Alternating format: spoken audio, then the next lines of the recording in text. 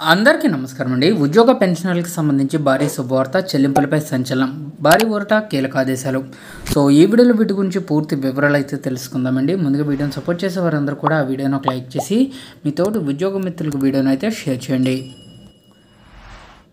పదవీ విరమణ చేసిన ప్రభుత్వ ఉద్యోగులకు సంబంధించి పెన్షన్ పంపిణీ కేంద్ర రాష్ట్ర ప్రభుత్వాలు ఏర్పాటు చేసిన సంబంధిత పథకాల ద్వారా జరుగుతూ ఉంటుంది. అయితే పెన్షన్ చెల్లింపులు అధికృత బ్యాంకుల ద్వారా సులభతరం కూడా అవుతాయి. సో డిఆర్ఎస్ రిలీఫ్ రేటుకి సంబంధించి ప్రభుత్వం కరువు ఉపశమన రేటును పెంచిన సందర్భంలో బ్యాంకులు తమ పెన్షన్ పంపిణీ శాఖలను వెంటనే సర్దుబాటు చేసి దానికి అనుగుణంగా పెన్షనర్లకు చెల్లింపులు చేయడానికి అధికారం ఇవ్వాలని ఆదేశించిందండి.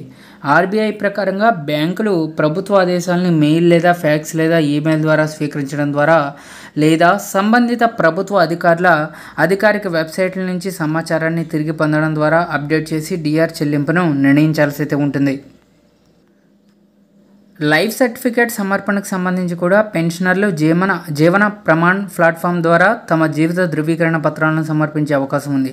దీనివల్ల బ్యాంకుల శాఖను సందర్శించాల్సిన అవసరం కూడా ఉండదు.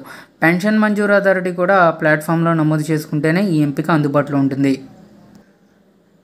పెన్షనర్లకు సంబంధించి అదనపు పెన్షన్ చెల్లింపుకు సంబంధించి కూడా కీలక ఆదేశాలు. పొరపాటున పెన్షన్ ఖాతాకు అదనపు పెన్షన్ చెల్లింపు జమ అయితే అధికంగా చెల్లించిన మొత్తాన్ని కూడా తిరిగి పొందడంపై సూచనల కోసం సంబంధిత పెన్షన్ మంజూరు అధికారులను సంప్రదించాలని ఆర్బీఐ బ్యాంకులకు సలహాలు ఇస్తుంది.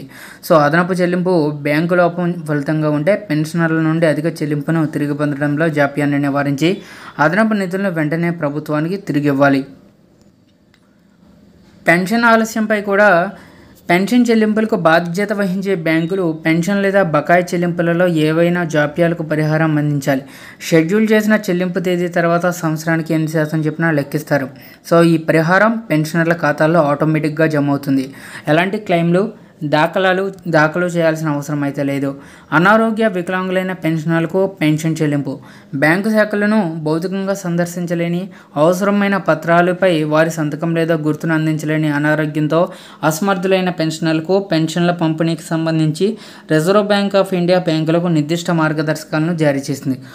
అలాంటి పరిస్థితుల్లో ఇద్దరు సాక్షుల సమక్షంలో చెక్కు లేదా ఉపసంహరణ ఫారంపై ఒక గుర్తును అతికించడానికి బ్యాంకు తన అధికారిలో ఒకరిని ప్రాధాన్యంగా అదే శాఖ నుంచి నియమించే అధికారం కలిగి ఉంటుంది.